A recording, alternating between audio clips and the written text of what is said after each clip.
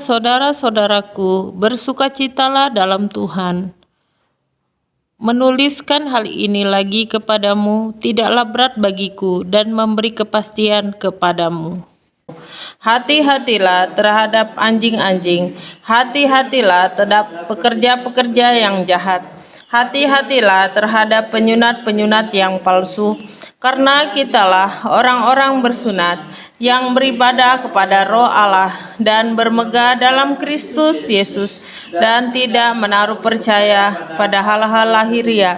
Sekalipun aku juga ada alasan untuk menaruh percaya kepada hal-hal lahiriah.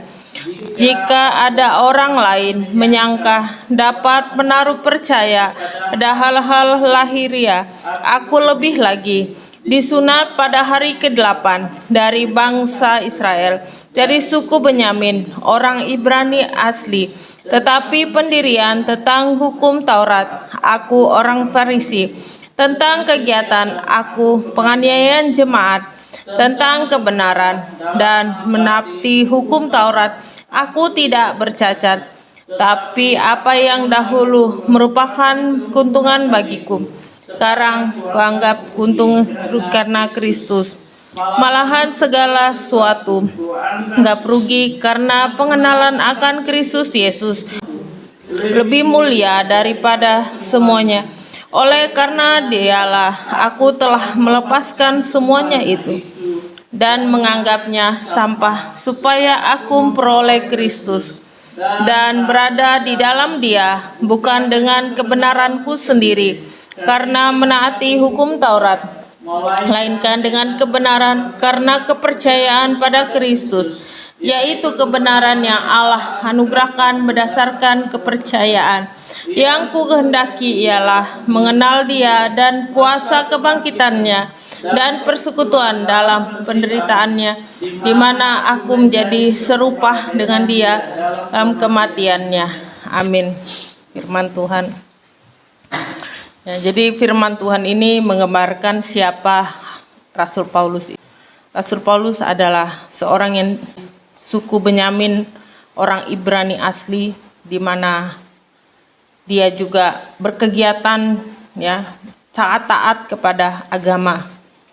Tapi firman Tuhan menjelaskan bahwa ketaatan saja kepada agama itu tidak cukup. Ketaatan kepada agama akhirnya membawa kita kepada hukum Taurat yang harus kita lakukan semuanya. Tetapi sebagai manusia, sekalipun bisa melakukan semuanya, tetaplah itu tidak cukup untuk keselamatan itu. Karena keselamatan itu datangnya dari Kristus sendiri, menyempurnakan daripada semua hukum-hukum agama yang ada. Jadi pengalaman Rasul Paulus ini digambarkan bahwa kebenaran itu hanya tinggal di dalam Kristus sendiri. Tidak ada di lain tempat lain. Tidak ada di luar sana yang hanya bicara tentang agama. Karena sekali lagi, agama saja, menaati agama tidak cukup. Yaitu kita harus yakin penuh pada Kristus dan kita melakukan kebenaran itu. Karena Roh Allah akan bekerja ketika kita memahami dan mengerti dan kita menerima daripada konsep dari Kristus itu sendiri. Jadi firman Tuhan katakan yang merubah dirinya itu bukan karena agama, tetapi karena kepercayaannya kepada Kristus. Karena kebenaran yang dibuka oleh Tuhan sendiri kepada Rasul Paulus, sehingga dia mengalami pertobatan. Mari kita belajar bukan hanya hidup karena saya agama Kristen saja, tetapi kita belajar untuk mengalami pertobatan seperti pengalaman Rasul Paulus ini. Dari sinilah kita bisa belajar untuk melihat bahwa menaati ketaatan hukum Taurat saja, sekalipun itu semuanya kita bisa jalankan dengan baik, tetapi kebenaran tidak bisa dibeli. Karena manusia daripada awalnya dikatakan di firman Tuhan dia jatuh di dalam dosa.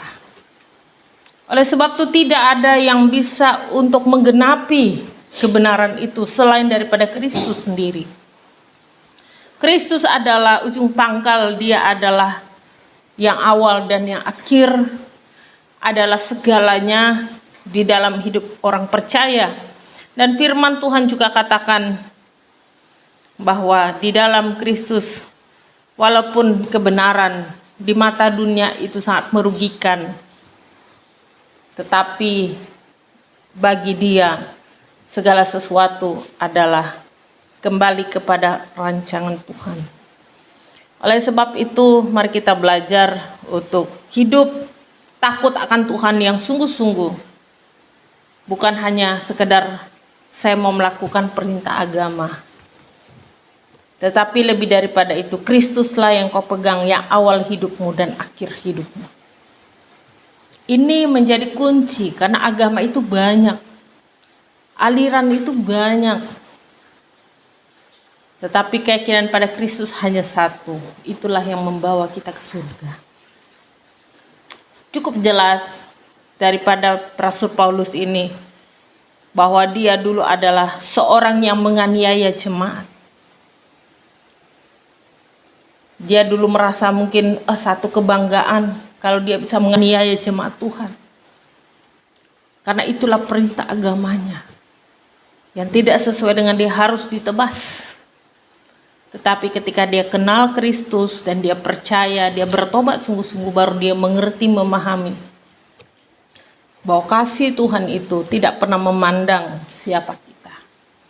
Apapun yang kita sudah lakukan di masa lalu, yakin dan percayalah Tuhan sudah hapuskan itu. Dan sekarang kita menuju ke depan bersama dengan Kristus.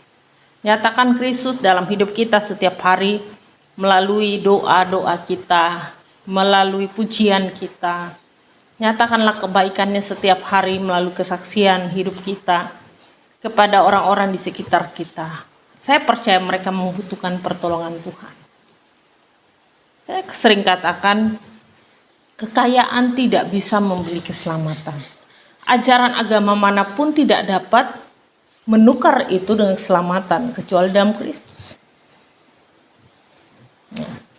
Dan saya mengerti bahwa agama itu di Indonesia ini, di seluruh dunia, diciptakan oleh lembaga dan disatukan dengan pemerintah agar rakyatnya yang hidup di dalamnya bisa hidup rukun, tenang, dan damai.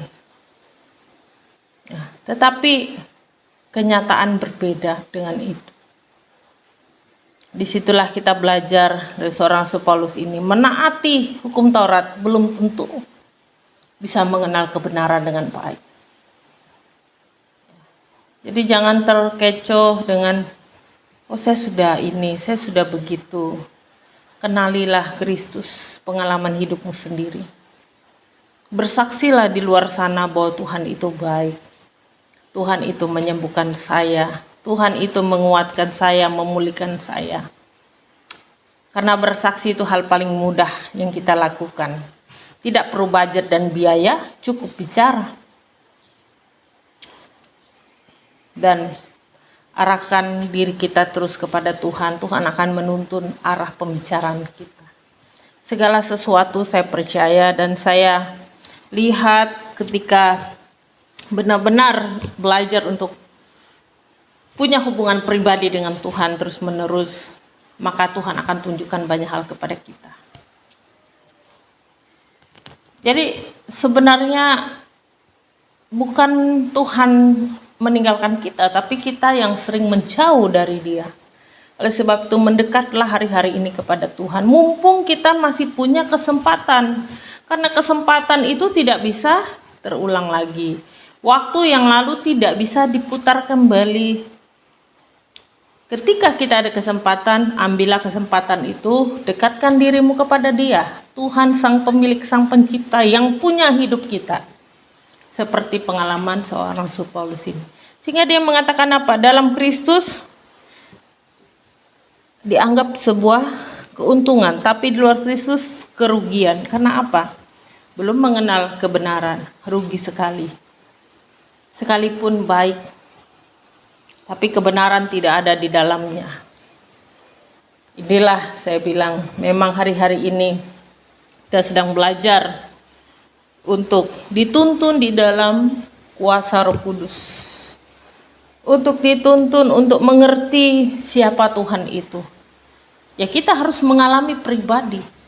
Jika kita tidak pernah mengalami Tuhan secara pribadi, bagaimana kita mau kenal kebenaran itu? Tidak bisa. Walaupun kita baca satu buku Alkitab ini dari Kejadian sampai Wahyu, tapi kalau kita tidak pernah merasakan kasih Tuhan, mengakui adanya Tuhan di hidup kita, bagaimana mungkin kita bisa berkata Tuhan itu baik kalau kita saja tidak bisa merasakannya? Disitulah saya bilang, kalau seorang Rasul Paulus bisa Tuhan rubah yang tadinya hatinya keras, kecam, suka menganiaya jemaat, Tuhan bisa rubah menjadi pelayan jemaat. Ya, saya percaya hidup kita Tuhan rubah seturut dengan perintah keagungan Tuhan sendiri, seturut dengan rencana Tuhan itu. Oleh sebab itu, pegang Kristus erat-erat, Dia adalah awal dan akhir hidup kita. Dia adalah penuntun sepanjang hari hidup kita. Oleh sebab itu ada buku doa dibaca, ada Alkitab dibaca, sudah didownloadkan dibaca. Untuk apa? Hatimu dalam ketenangan. Ketika kau tidak bisa tidur,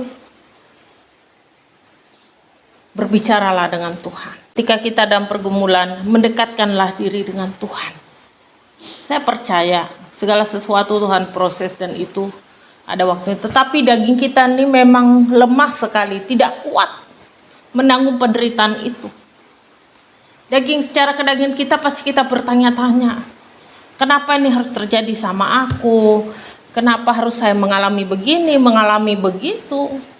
Kenapa sekarang saya seperti ini ya? Padahal dulu saya tidak kayak gini. Dan yang mengalami bukan hanya jemaat, tapi saya juga mengalami. Itu adalah proses pembentukan untuk mengenal Tuhan, agar Tuhan mau kita mendekatkan diri kepada Dia. Kalau dipikir secara logika, untung apa sih yang kita dapat?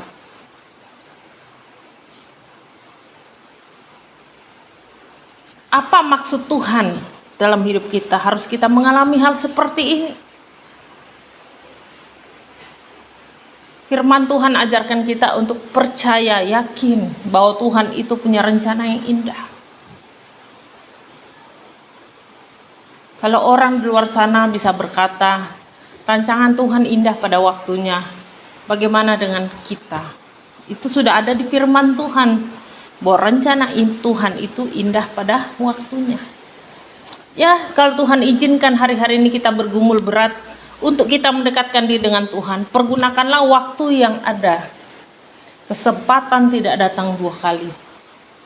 Karena Tuhan sayang kita, Dia tegur kita sebagai anaknya, dikasih tahu kita jalan yang benar, dan kita bersyukur kau adalah pilihan Tuhan.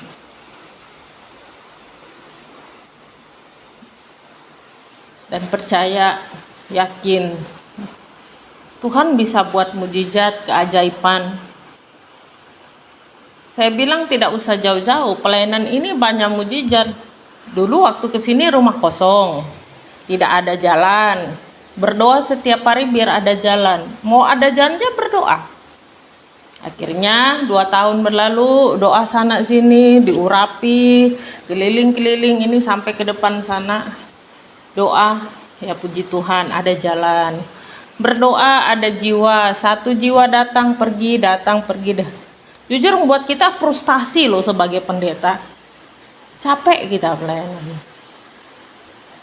Coba bertahan, muncul lagi jiwa, datang dan pergi, bilang mau ibadah, kenyataannya bohong besar. Nggak sesuai. Ya sudah, lepaskan. Jalan lagi dan jalan lagi. Tuhan izinkan perjalanan demi perjalanan terjadi. Tapi disitulah kita bisa mengenal orang. Bertemu dengan banyak orang, situlah kita belajar. Tuhan tunjukkan siapa dia dan hatinya, siapa dirinya. Dan Tuhan tunjukkan siapa aku.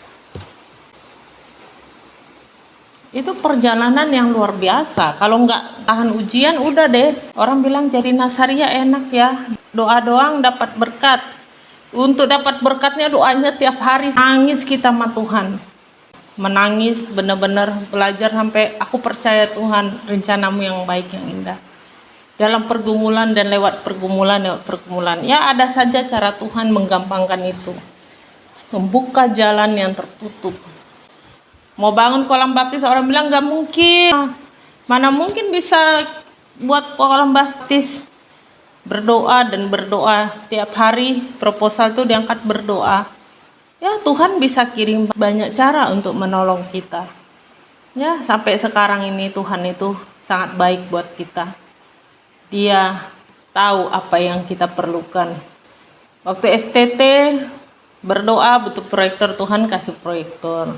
Berjalan waktu berdoa, Tuhan kasih musik. Nggak ada yang main musik, berdoa lagi. Akhirnya aku belajar sendiri, puji Tuhan bisa belajar main musik. Itu juga anugerah Tuhan. Saya nggak pernah pegang musik, nggak pernah, baru di sini. Ini gereja yang paling aneh sekali. Pendeta pegang musik, pegang proyektor. Kau carilah gereja lain, mana ada yang begitu. Kalau pendeta nggak hati yang betul-betul murni melayani Tuhan, nggak mau saudara. Tapi aku mikir hamba itu keset, udah lakukan aja. Belajar untuk tetap giat dalam Tuhan, percaya. Saya tabur suatu hari saya tuai. Akhirnya saya belajar untuk yakin.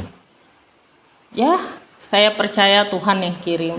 Tapi kalau sudah niat hati, saya ayo jalan sama-sama. Ya puji Tuhan. Akhirnya Tuhan buka jalan satu persatu, luar biasa. Ya itulah kebaikan Tuhan yang saya lihat di pelayanan ini. Ya nggak terasa seling 5 tahun, masuk 6 tahun dan seterusnya. Ya saya percaya. Nggak ada kok yang mustahil di hadapan Tuhan. Jalan aja bisa Tuhan buka loh. Kok bisa Tuhan tuh buka jalan? Saya sampai bilang luar biasa Tuhan ini. Amazing. Dulu kan orang bilang gini, kalau ada jalan saya gereja ke sana. Sekarang ada jalan orangnya kemana? Boro-boro gereja mungkin di rumah masih tidur. Tuh, Tuhan itu nggak pernah main-main. Kau tantang Tuhan kayak gitu. Tuhan bisa buat. Kau yang terdiam sendiri, kau yang malu sendiri. Karena Tuhan tahu siapa kita. Itulah saya bilang. Yesus tuh sangat luar biasa, amazing buat saya. Ikut pelayanan ini paling aneh. Waduh, luar biasa. Saya bilang nggak apa-apa. Tuhan tuh baik. Kalau Tuhan nggak kasih saya kekuatan kayak gitu, nggak bisa. Belajar, lakukan sendiri. Dan percaya Tuhan pasti tolong saya. Rasanya dalam hati, oh kayak gini, ya udah harus lakukan, harus percaya yakin. Dulu waktu plan KKR selalu menyemangati orang. Saya percayakan sama Tuhan. Banyak alasan kalau saya mau sakit hati, saudara. Banyak alasan untuk saya pergi dari sini. Banyak, A, B, C, D, banyak sekali. Ditambah tawaran di luar sana begitu menggiurkan. Tapi itulah saya bilang, kembali lagi kita ya mempercayakan diri kita pada Tuhan. Karena pelayanan ini sifatnya mengabdi. Kita mengabdi kepada Tuhan yang menciptakan kita. Kembali lagi pada pelayanan ini. Seperti peran Rasul Paulus itu, mari kita belajar untuk menguatkan hati kita. Dekatkan dirimu sama Tuhan, amin.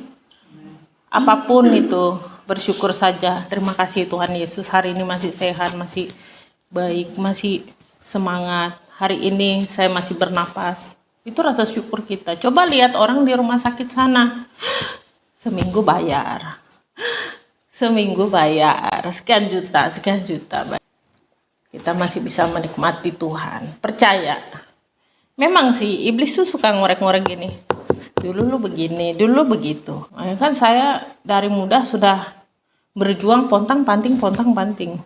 Ujungnya jadi pendeta. Ada cita-cita kayak pendeta? Nggak ada. Saya cita-cita saya kerja di kantor. Udah selesai. Saya orangnya tidak mau terlalu banyak cita-cita. Cukup saya mencukupkan diri saya saja sudah cukup.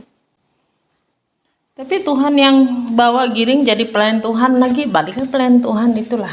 Jadi saya merasa kayak bersama Tuhan itu begitu indah kalau sudah kita kenal Tuhan yang sesungguhnya. Kalau belum, kita capek sendiri, mikir ini, mikir itu, segala macam. Jadi bersyukur. Ya, saran saya kalau nggak bisa tidur, buka lampu, berdoa, baca buku doa berulang-ulang sampai kamu ngantuk, kamu bisa tertidur sendiri. Tuhan mau kita mendekatkan diri sama Tuhan. Karena apa? Kadang jiwa kita ini kosong. Mungkin karena selama ini kalau kayak kosong tuh lapar, nggak diisi. Sekarang kita belajar untuk dekatkan diri dengan Tuhan. Tidak ada cara lain. Amin. Yakin, percaya saja. Maupun kita sakit, pergumulan, Tuhan bisa jawab. Semua bagi Tuhan tidak ada perkara yang mustahil. Tuhan buat segala sesuatu seizin Dia yang punya langit dan bumi ini. Seizin Tuhan. Kalau Rasul Paulus bisa mengalami perubahan, kita juga akan diberikan perubahan itu jika kita sungguh-sungguh buka hati, percaya, ya, yakin, tancap di hati kita. Dia adalah yang awal dan yang akhir. Jadi kita nggak takut lagi dengan hidup ini. Itulah proses kehidupan, tidak ada yang tahu. Tapi Tuhan punya rancangan yang indah bagi kita. Mari kita berdoa.